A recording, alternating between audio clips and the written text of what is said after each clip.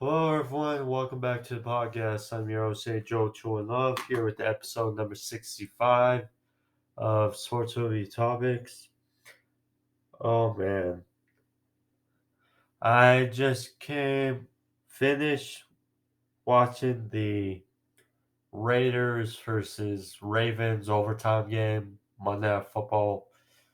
What a way to end up week one of the 2021 NFL season.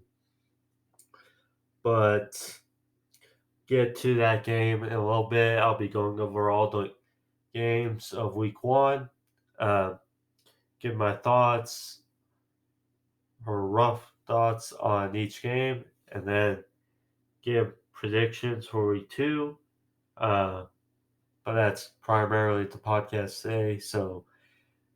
But thank you for joining me. If you like this video, be sure to click that like button, and then if you want to see more, click that subscribe if you want to see more videos of sports movie topics or pro wrestling reviews on the channel. But with that intro out of the way, let's go over week one now. Now that's officially in the books. So, for starters, we had a heck of game Thursday night. Of course, I didn't see it live, but once I got home, I saw the highlights and it was epic. So, Bucks won and en route to defending their Super Bowl title. They won in a close one, 31-29. Now, I think we all figured that the Bucks offense was still going to be on fire, considering how they finish at the end of the season and considering all their weapons.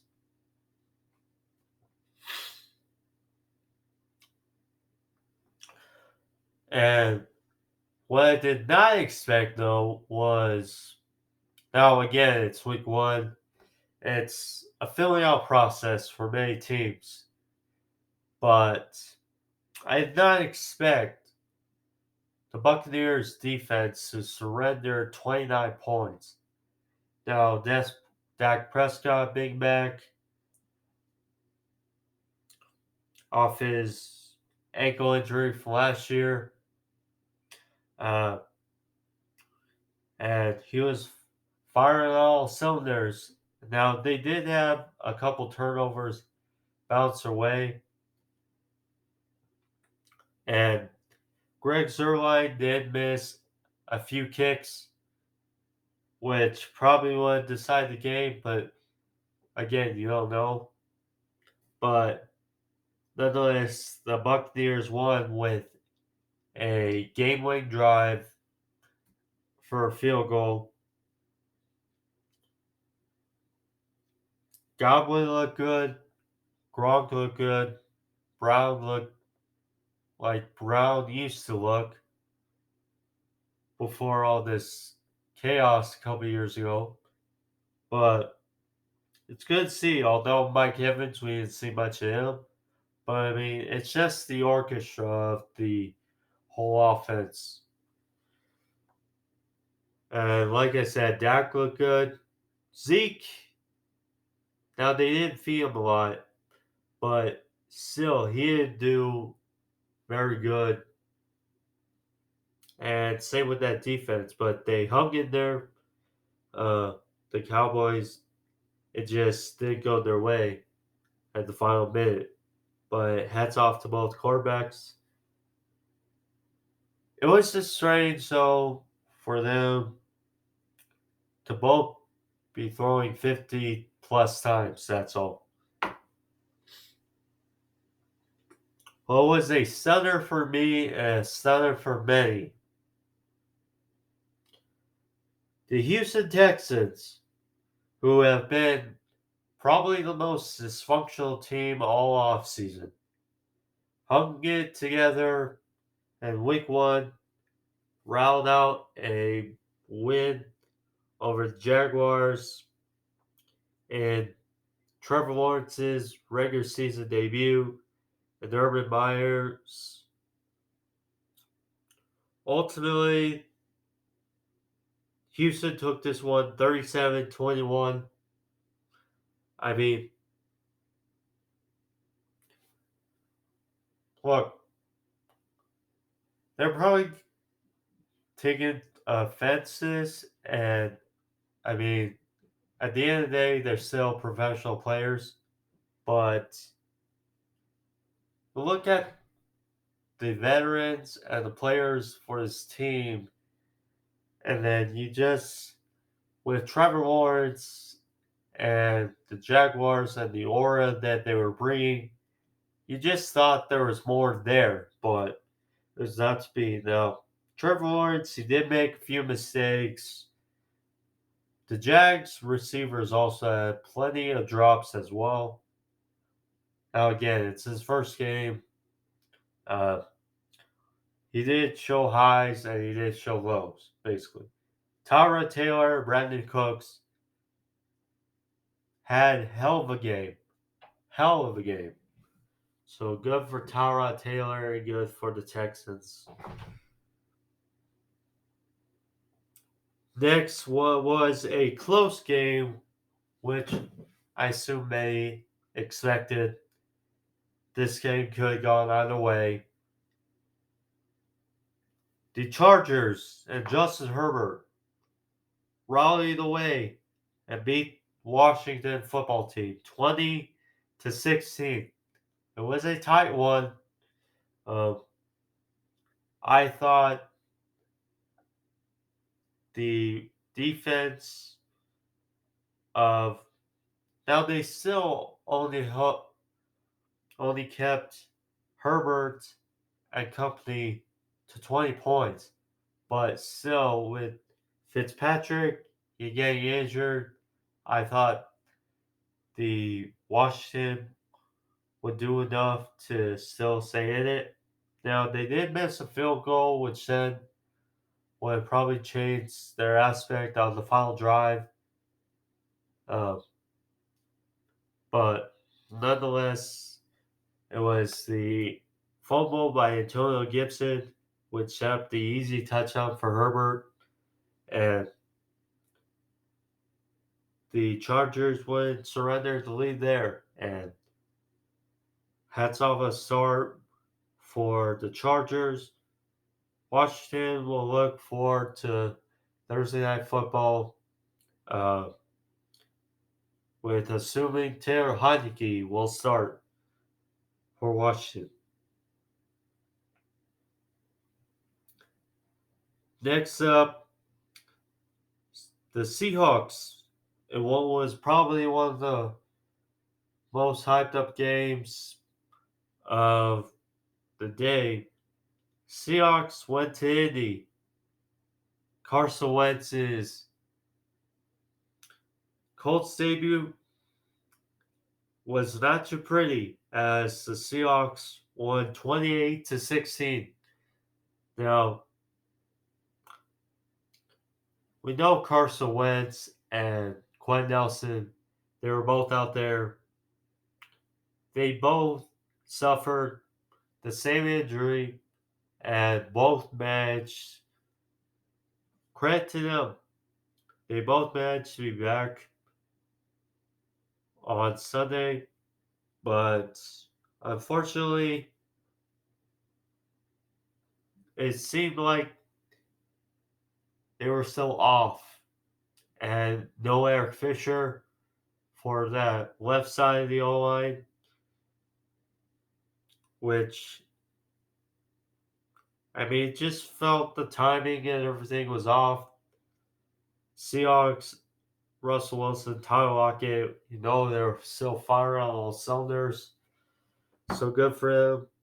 And they take this one in Indy. Next one, Sam Darnold for his whole team. In his debut with his new team. The Jets versus the Panthers. Robert Sala's head coaching debut. Zach Wilson's debut against Sam Darnold and his new team, the Panthers. This was an ugly one. Just, I mean, both offenses were really in check for the start of the game. And well, once they got going, the Christian McCaffrey and the Panthers offense took it too and held tight with the offense. Now, they did make some mistakes turning over, but now the Jets, Zach Wilson, it took them a while, but they ran off some plays, managed to get back in the game. Unfortunately, they just couldn't make another drive at the end. Um, but yeah, it's good to see Christian McCaffrey healthy. It's good to see Sam Darnold in a new environment. Unfortunately for Jets, Mekhi Becton suffered an injury in the game. Hopefully, he's back sooner rather than later. But yeah, Panthers take this one. Next game, what are the odds? I picked the right score, wrong team. Bengals take Vikings in overtime, 27-24. I mean, again, another rustic start for both teams. Now, obviously, with the Vikings, they had the whole COVID thing for a bit, and that kind of put them out of their mojo, especially as far as quarterbacks go for a bit. Joe Burrow, obviously, we know he suffered that injury last year, and he only took 3 snaps in the preseason. So both were a little rustic to start on both sides, but it was a touchdown first by the Vikings that got them going, and then the Bengals round back, and it was 21-7. Joe Burrow was hitting his receivers. Jamar Chase, people were complaining about his preseason. He showed up. Again, the number one matchup going into this game was going to be the receivers of the Bengals versus the secondary of the Vikings. And the Vikings came back in it. Ultimately came to overtime, and the controversial fumble of Dalvin Cook, which, some would say his ball was down, some would say it was not. Nonetheless, it was a fumble, and the Bengals capitalized it. Evan McPherson talked about a debut for a rookie. He kicked the game-winning field goal in overtime. Good for Joe Burrow. Good for the Bengals. I mean, yes, for the Vikings, they looked rustic, but I'm sure with more timing and, they should hopefully get back soon or follow back from that game. Next up was probably, besides the Packers game, the stunner of the day. The Cardinals steamrolled the Titans 38-13. Now, Kyler Murray, he had 5 touchdowns, 4 throwing and 1 on the ground, as well as Chandler Jones. He had 5 sacks. 5 sacks on Ryan Tannehill. And it was pretty. We know with the Titans, they like to grind you, and the chemistry was not there. It seemed with Tannehill and Julio. Noticed a few drops, but it ultimately took them out of their bread and butter, the way they like to play football. And the Cardinals just had their way, seemingly.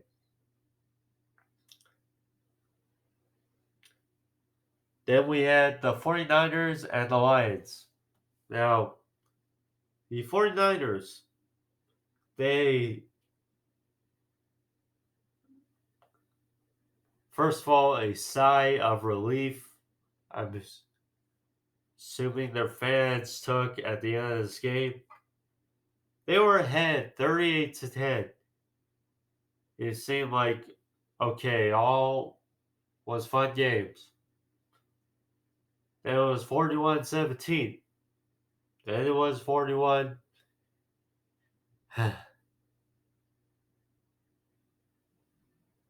41-25. Then it was 41-33. And then, the Lions got caught on 4th down. They couldn't get. They were near the end zone. They were almost near it. But that final drive, they couldn't tie it up. Still a valiant effort by the Lions trying to get back in it. The 49ers, they looked as good as a form as they could possibly been. But they got loose at the end of the game. Thankfully for them, their defense stepped up when it needed to. But yeah, a win's a win. I would say that the Lions and the Vikings looked the most inspiring of the NFC North in week 1. I mean, it seems almost obvious.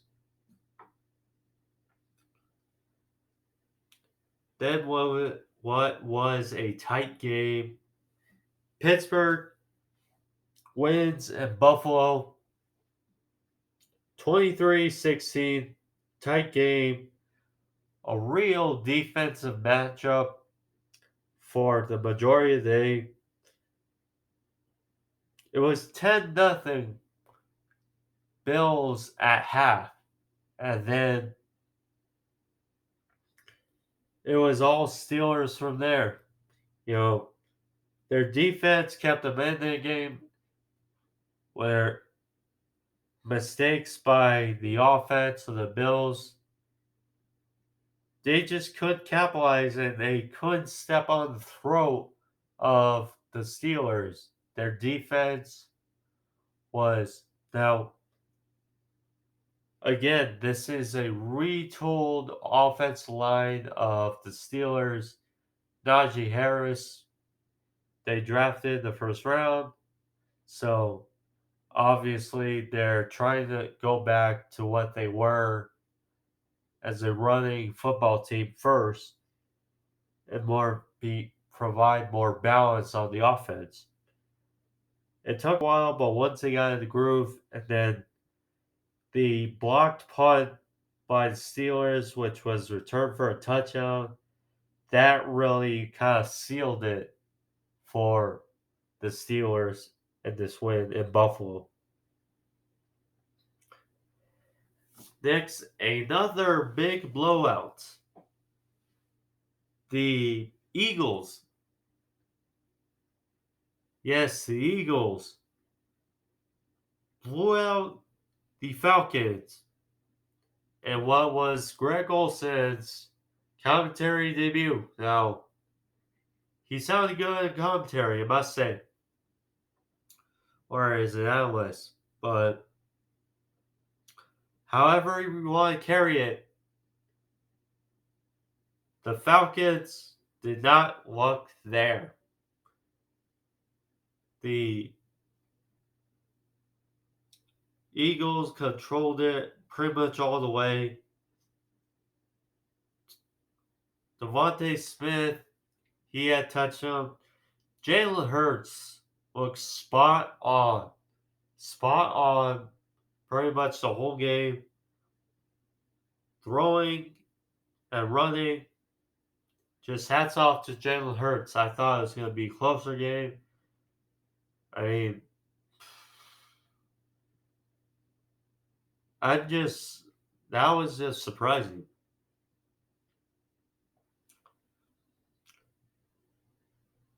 Next up, what was not surprising was 33-29 Chiefs over Browns. The Browns, they were in control. They were controlling this game. You know, it was 22-10 at half. Then next thing you know, it's 29-20. And then they're like, uh-oh, in the fourth quarter, you know, can this happen? You know, we'll see. You know, the Browns have played near perfect pretty much the whole game. Then all of a sudden, a 75-yard bomb to Tyreek Hill makes it 29-27. And then next thing you know, a muffed punt by Jamie Gillian, the punter, who it was his first punt of the day. That shows you how stunning it is. And then set up an easy touchdown for the Chiefs to go up ahead. And then the Browns had the ball at the end of the game. Excuse me. And the pressure got to Baker. Tried to throw it up for grabs, but was picked off by the Chiefs. And the Chiefs narrow past this one after a gutsy effort by the Browns. Gutsy effort. I mean, yes, people don't want to talk about moral victories, but this is kind of a moral victory from the Browns, I would say. Then what was the stunner of the day? In Jacksonville, because Hurricane Ida forced the Saints out of their home stadium with a new quarterback, Jameis Winston, for the first time. A new quarterback for the first time since 2005. The Saints put on a show against the reigning MVP of the league, Aaron Rodgers and the Green Bay Packers, en route to a 38-3 victory. 38-3. 5 touchdowns from Jameis Winston. 5 touchdowns. And what was funny is he didn't throw a lot of yards, but he did throw for 5 touchdowns. I mean, he did his job.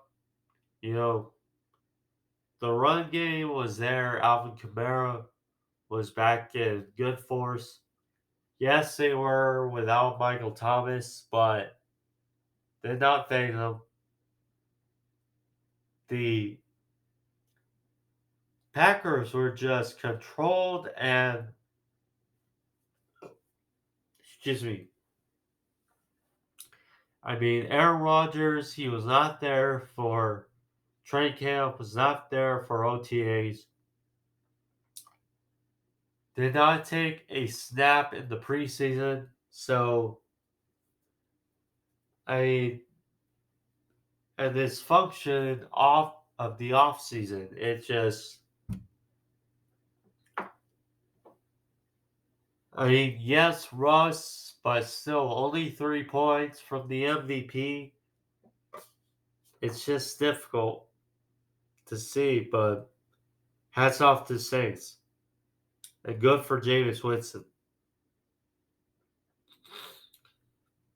Next up, the Broncos took care of the Giants and East Rutherford 27-13. You know, this game was weird because it was 7-3 for a good while. And then it seemed like, okay, the Giants defense, because for some part, Teddy Bridgewater was okay, then, but the Denver offense wasn't really doing much. And then all of a sudden, they hit that touchdown near the end of the half. Then it kind of kickstarted them. And then they riled off, you know, play after play. Bridgewater was efficient, very efficient, played really well, and just commanded the offense. And really, Von Miller, good to see him healthy again. If this team can stay healthy, they can definitely be in the mix for a playoff spot in the AFC. Giants, it was just disappointing for me, is all I have to say.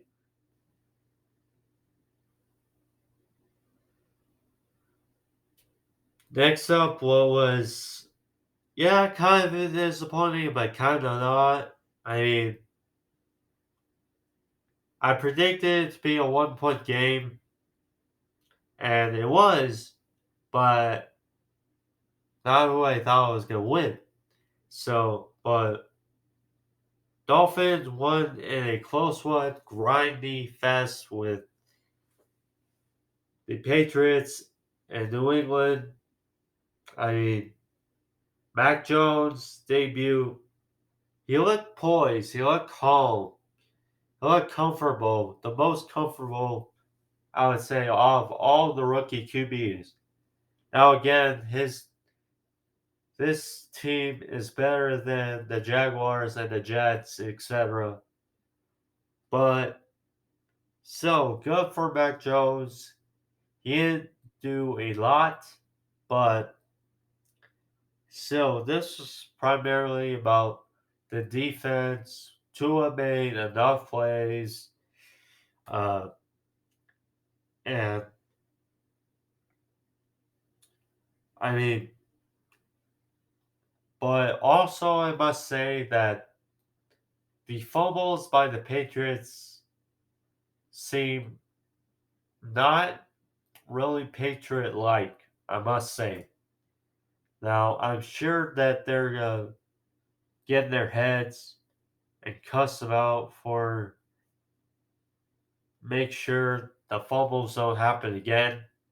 But yeah, so a win for the Dolphins, and they did enough to win, basically.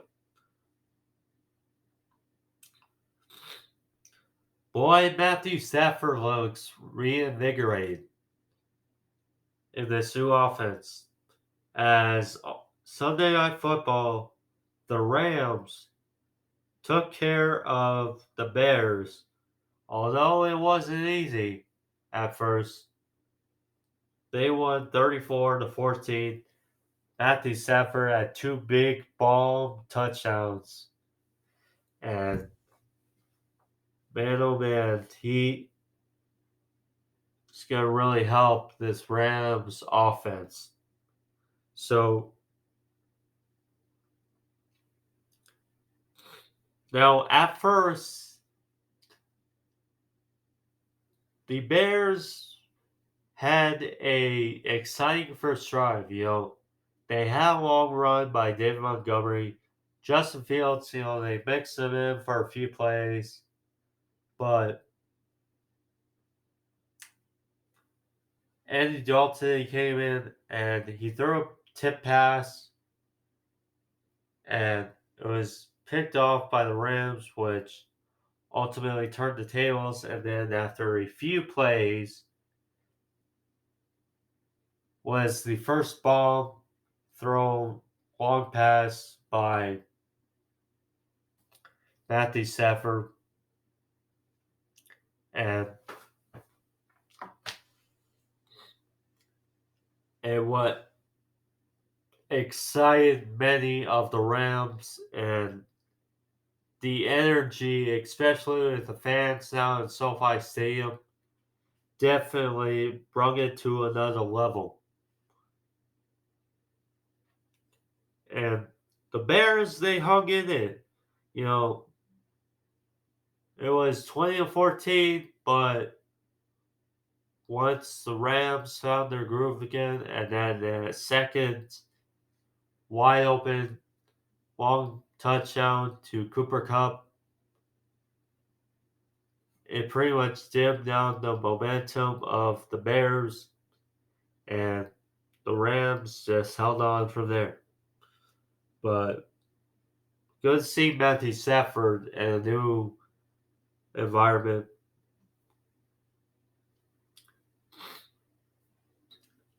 Now, Monday night,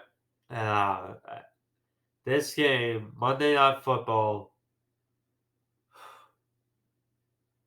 the Raiders made a statement in Week 1 in Vegas with the fans in OT, beating the Ravens, the Baltimore Ravens, who riled up 5 straight victories to get in the postseason last year. Won a gutsy playoff game against the Titans. Lost in that brutal game versus the Bills. Now Week 1. It was 14-0, and it seemed like the momentum was clear for the Ravens, but then all of a sudden the pass rush was getting there more. For the Raiders, the offense was kicking it up more, and it was 14-10 at the half, and the Raiders were pretty much in it. And then, it's 17-10. Josh Jacobs ties it up. They scored another touchdown for Ravens. Darren Waller makes that big catch and scores the touchdown. And then, Lamar Jackson and the Ravens, they run it down and kick a field goal. Oh, okay. Derek Carr, gutsy, throws 2 good passes, and Daniel Carlson, with ice in his veins, kicks the game-tying field goal at the end of regulation. 27-27. And then Raiders get the ball first. And I mean, yes, it was at first the game-winning play. But first, what a heck of a play by both sides, I must say. So it was a kind of a back shoulder throw to Brian Edwards from Derek Carr. He's in traffic, he's covered. So he catches it, and then he muscles his way, reaches over the goal line, and initially they call it a touchdown. People were going wild. I thought it was over. I mean, the Raiders and the Ravens thought it was over. A celebration was on the field, but after replay, you know,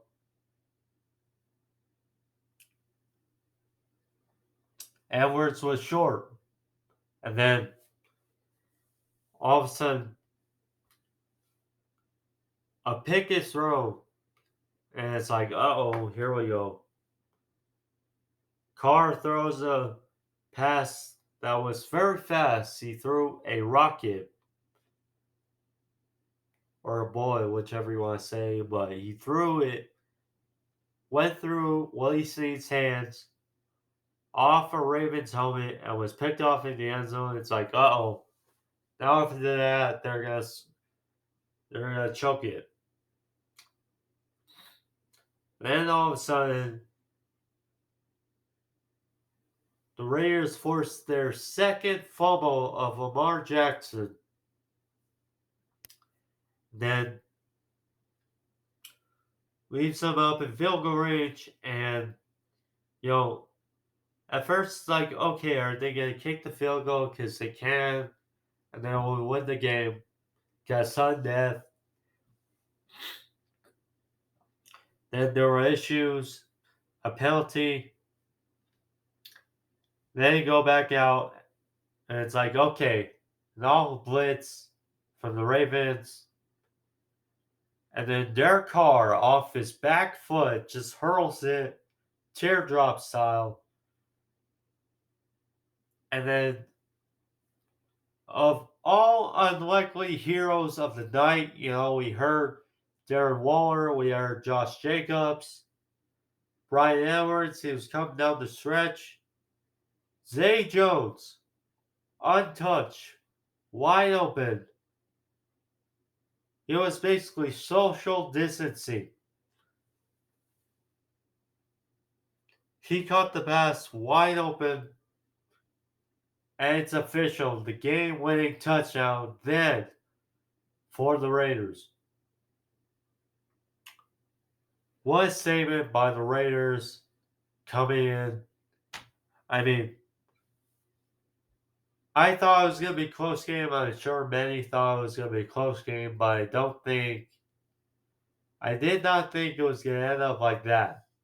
And, you know, many had questions about the O-line for the Raiders after they pretty much ravaged it in the off-season. And then it relatively looked good for the night. Alex Leatherwood, did up good. He had to go out. Josh Simpson, he had to fill in for Richie Incognito. He did well, I must say. So, but hats off to Raiders. Baltimore, they lost, but I think that they'll be back. You know, too good to be left by the wayside, but that's all the coverage of week one. The games. Now let's get into prediction time. Okay. So, week two.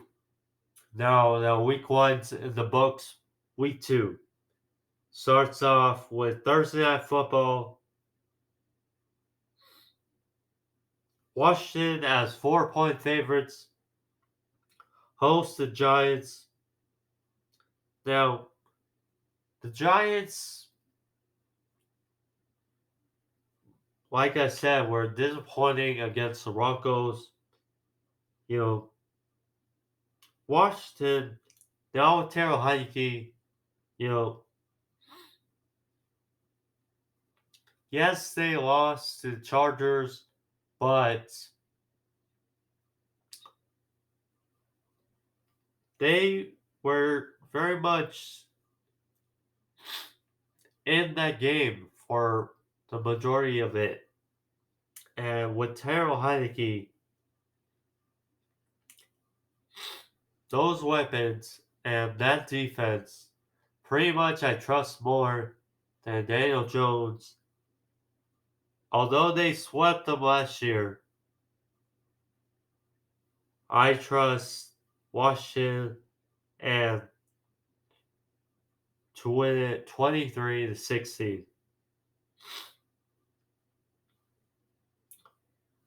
Next for Sunday,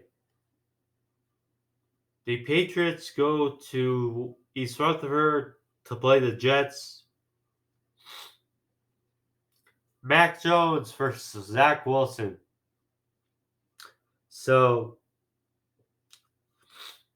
somebody's gonna get their first win, unless it's a tie. But for me, now Patriots are 3-point favorite.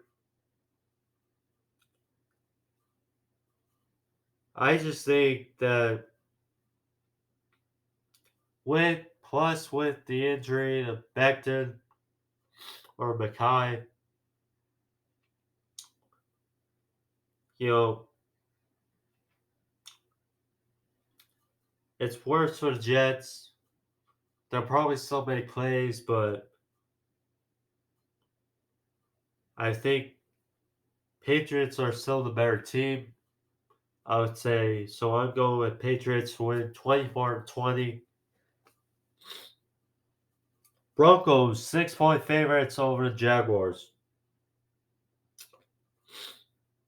Now, Trevor Lawrence made mistakes in his first regular season game, but they threw it over 50 times. Didn't give it to James Robinson enough. Only gave it to him like 5 times. I'm sure they'll feature him more, be more balanced. That being said, Denver impressed me on Sunday, and I think Jacksonville looked better than it did on Sunday, but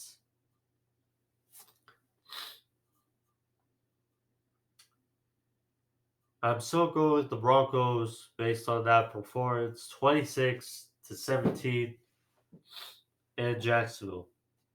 They start off 2-0 for the Broncos. Next up, very interesting matchup already. Buffalo and Miami. Now, both offenses looked very underwhelming. Now, Bills only scored 60 points against the Steelers and lost.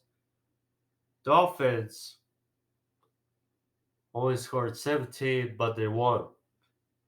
Both have solid defenses, but I trust Josh Allen more than I do Tua to bounce back from that performance. So I'm going with the Bills to get it 28-24 in Miami. So next up, we got 49ers in Philly to take on the Eagles. Now, Eagles, I'm sure, surprised many of us with their overwhelming defeat of the Falcons in Atlanta. The 49ers got loose in their victory late against the Lions, but still, it was a powering victory. And I'm sure that Shanahan will be in their heads with their coaching that they should be more on pace. And while they did look impressive, the 49ers are better than the Falcons. So I'm going with 49ers to get the W 34-24 in Philly. Next up, the Rams go to Indy to play the Colts. Now, Matthew Stafford is still learning this offense, and they looked so explosive against the Bears. The Colts offense looked underwhelming. Now, yes, it was Carson's first game as a Colt and first week kind of back from his foot injury. So I expect him to play a little better, but still got more faith in the Rams all around. So I'm going with the Rams to win 31-24 over the Colts.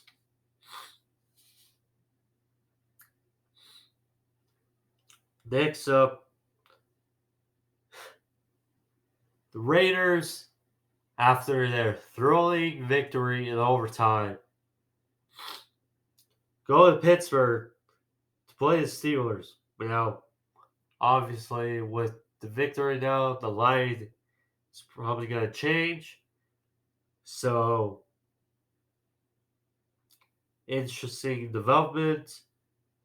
Um, you know,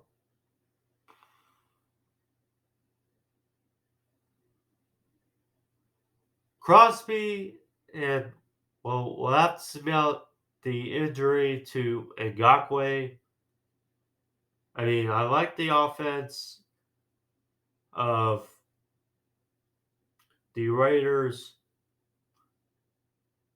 Their offense line was concerning, and now that TJ Watt is paid, and another week for the Steelers offense.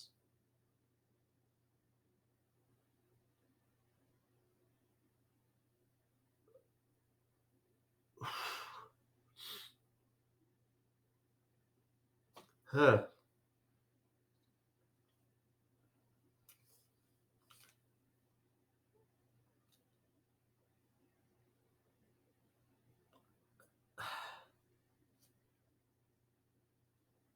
Whew. Have to see about Josh Jacobs' health as well.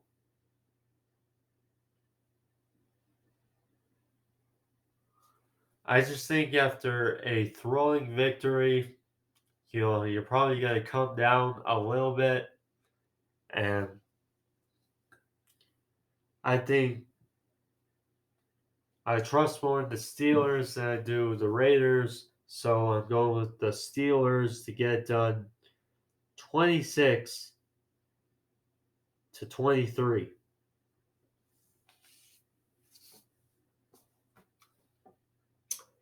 Next up, the Bengals go to Chicago to play the Bears.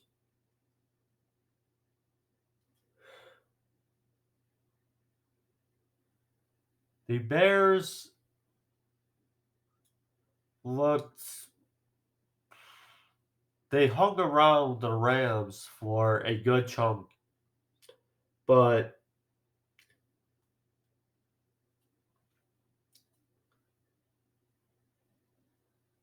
you know their defense puzzled me a bit, and Joe Burrow and the Bengals looked inspiring,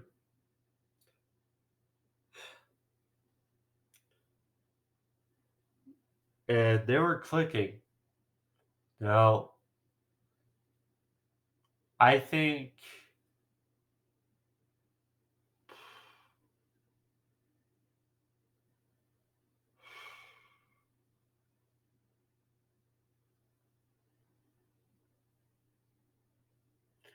right now, I think I would have to say because their offensive line did well against Vikings for the Bengals. And if they can do the same thing, because we saw the unfortunate of the Bears defense, you know, Jalen Johnson, A. Jackson. Besides him, there's really no one else in that secondary. I gotta call it the way I see it, and I'm going with the Bengals to get it done in Chicago. 24-19 of the Bears. Unless Justin Fields starts. If I think Andy Dalton, if he still starts, that score stands, but Justin Fields maybe changes.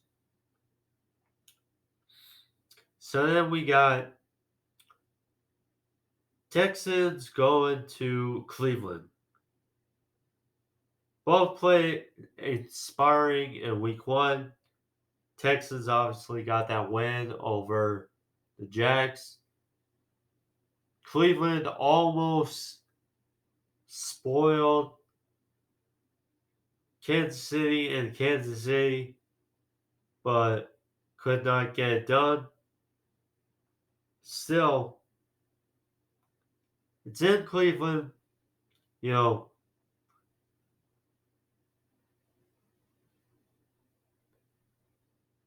Cleveland is a whole hell of a lot better than Jacksonville, so I'm going with Cleveland to get done, right the ship, 28-17 over the Texans. Next, we got another good one to look forward to. The Saints in Carolina to take on the Panthers. James Winston for Sam Darnold, Christian McCaffrey for Alvin Kamara. Should be fun. But Saints are favored. You know, both have solid defense. You know, Marshawn Lattimore, he's going to be out for a bit with his thumb injury. From what I saw, the Saints showed more explosive plays on Sunday than the Panthers did. Although there's that one touchdown to Robbie Anderson, still, I think better O-line, and I think James Winston right now the better quarterback than Sam Darnold. So with that, I'm going with the Saints to get done 21 or 27-21 over the Panthers in Carolina. Next up, the Vikings go to Arizona, the desert, to take on Kyle Murray and the Cardinals, who had that hectic performance in Tennessee. Now against the Vikings, coming off that overtime loss to the Bengals.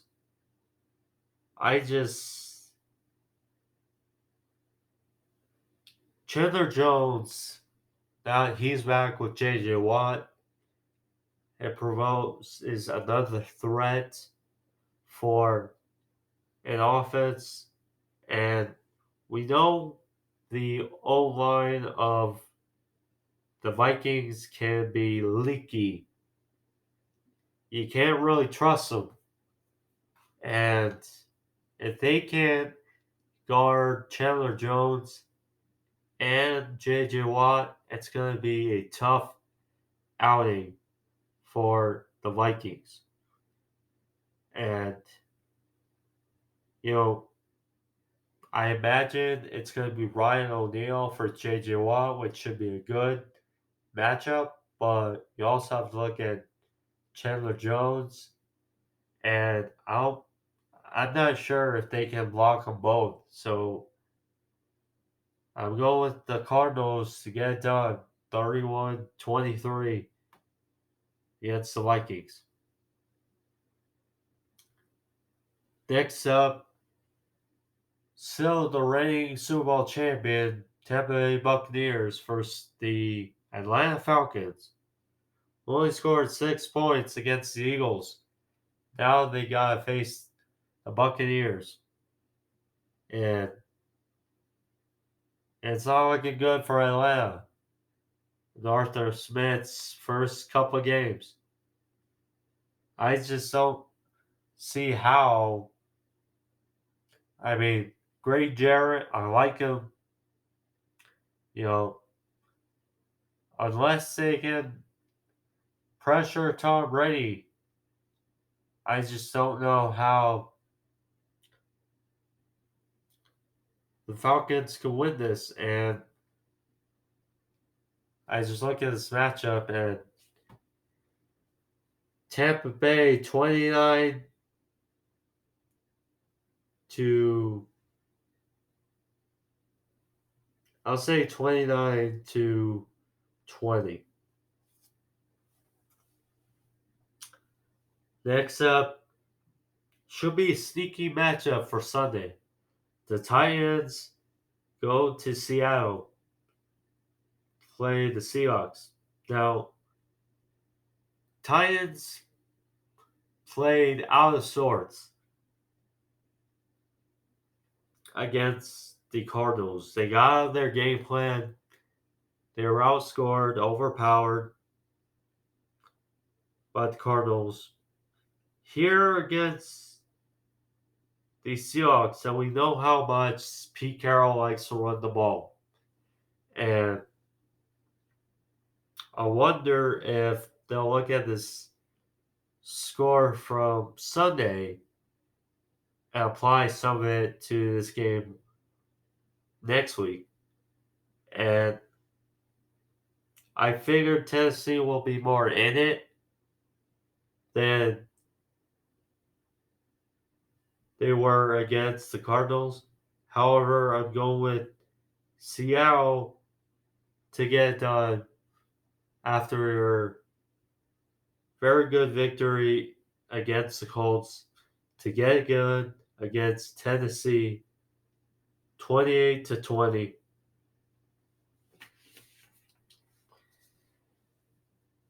Then we got Chargers versus the Cowboys in LA and SoFi. Now, Cowboys offense looked on fire versus the Buccaneers defense, but they couldn't get it done. And the defense, what outlying is their defense looked bad against the Buccaneers. And the Chargers, you know, they completed 14 of 19 third downs against Washington's defense, which is very much better than Dallas's defense.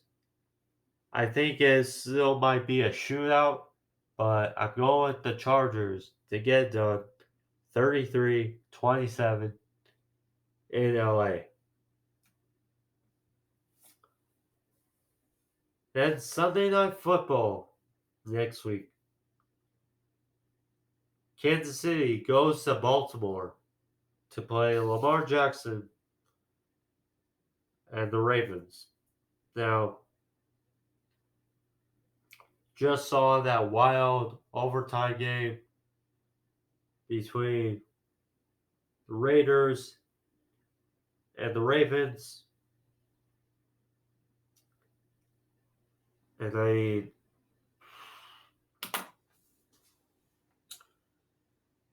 we've seen how Lamar fares up against Mahomes. You know, I just look at the team today. I'm like,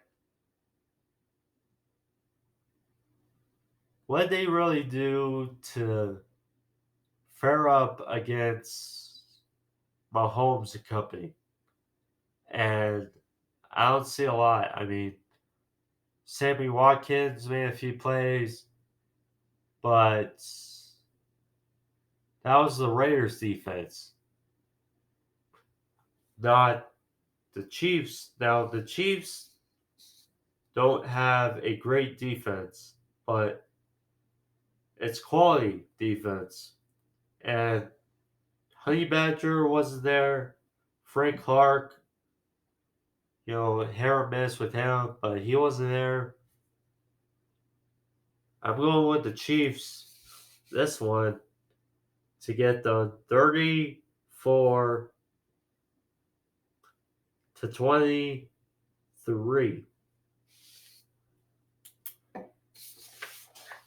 And then to cap off week 2 of the NFL season, Monday Night Football, Lions and Green Bay taking on Aaron Rodgers. Now, the Lions played valiant and they played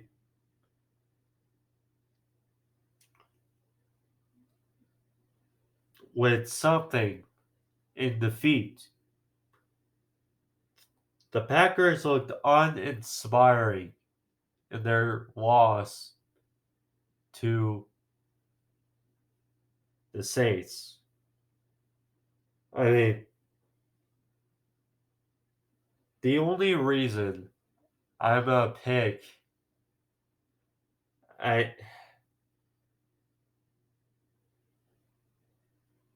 the only reason I'm gonna pick this game is because Aaron Rodgers. And Aaron Rodgers should be enough for a win against the Lions and Jared Goff.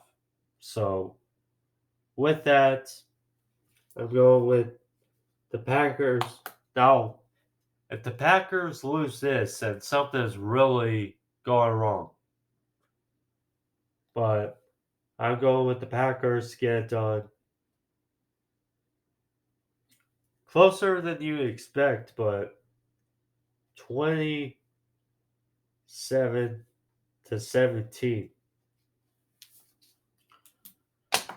That was my week 2 predictions. Holy crap, over an hour after that crazy game. But okay, that was some of my predictions, guys, along with recap of week 1. But that's the episode, guys. So thank you. Uh, I'll be back later this week for my reviews for AW Dynamite and AW Rampage, but nonetheless, that's the episode. Hope you guys enjoy it. I gotta go to bed. But thank you. Be safe. Have a good day. Peace.